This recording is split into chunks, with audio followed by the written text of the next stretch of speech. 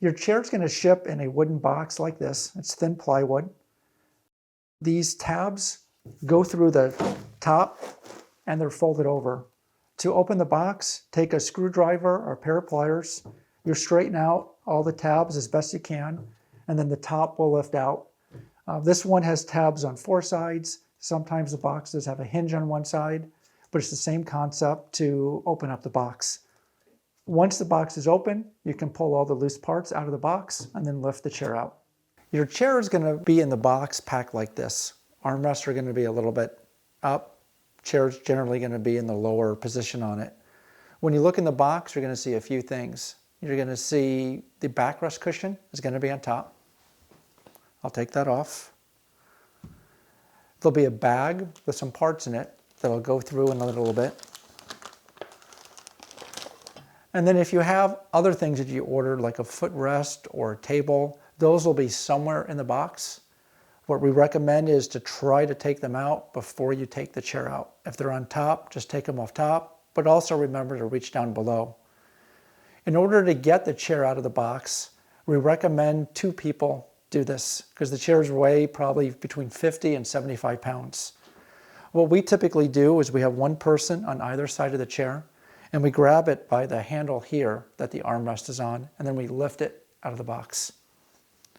Once you get it out of the box, the first thing we recommend you do is to put the brake on.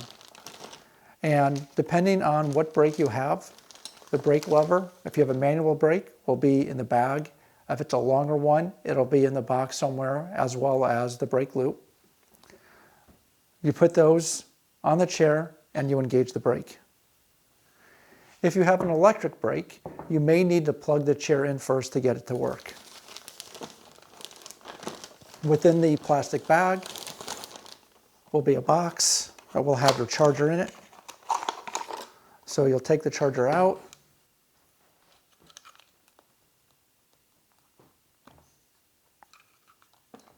Plug it in here and plug this into the wall. The chairs do come fully charged, but the electronics may be deactivated during shipping. So once you plug it into the wall, leave it in there for about 5 seconds. Then you can unplug it, and then you can engage the brake. If the chair was deactivated, you'll hear a beeping sound for a few seconds. That's fine, it's normal. It's just the electronics going through a diagnostic. Now that we have the safety brake on, keeps the chair from moving. We recommend that you raise the chair as high as you can. Just makes it easier to work on the chair.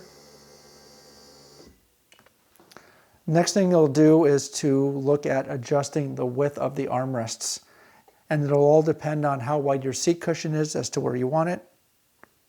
But I can loosen that up. And then I can move it in and out to the width that I need. This can also be changed anytime you need. On this chair, we have an adjustment on the lower part, and you also see one in the upper part. If you have the all-angle seat tilt, that's where you have the option of putting the armrest up top. The 15/8 tilt does not have this option.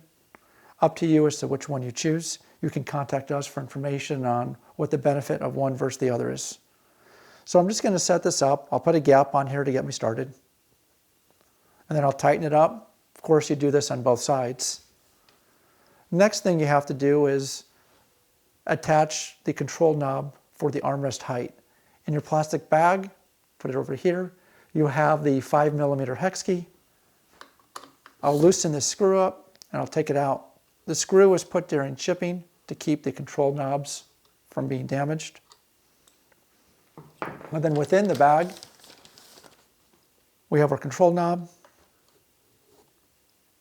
You just screw that in.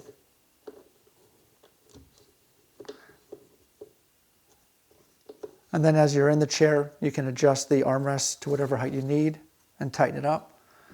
I'll show the last thing that will be in the plastic bag will be a user manual, which also has a serial number on it for you. So now we have the armrest set up. I'm going to tilt this chair a little forward just to make it easier in the back.